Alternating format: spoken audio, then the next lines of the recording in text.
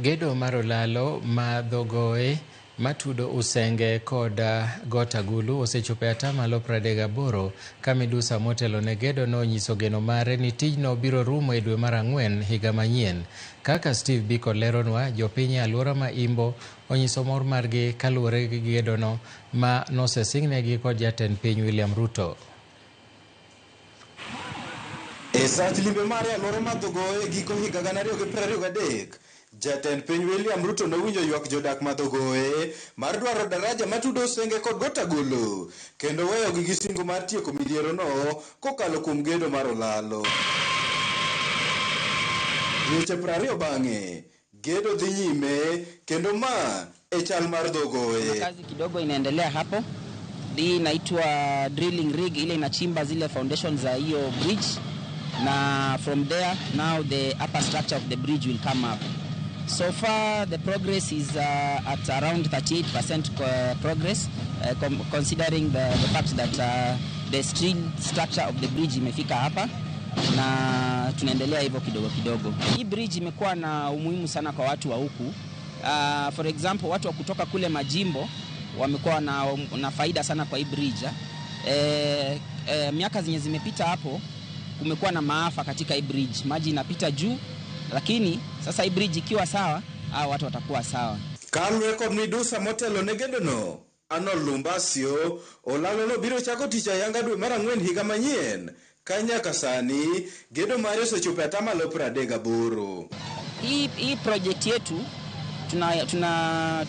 tunatumai kuimaliza mwaka ujao mwezi wa 4, April 13, 2026 ndio our completion date, na tutafanya tujitahidi iwezekanavyo tumalize hiyo project. Moko kuom jopiny alwora ma Dhogoye lero midhiero ma gisebedo ka gikaloe ahinya to kinde ma ohula mol, gino machunogi mar tiyo kod yedhi mikwang'o ma giwacho ni en osigo mapek ting'o. Dhogoye ni osebedo ka chandowa ka koth chwe to pong' kaka ji kal kadhiyo majimbo onge.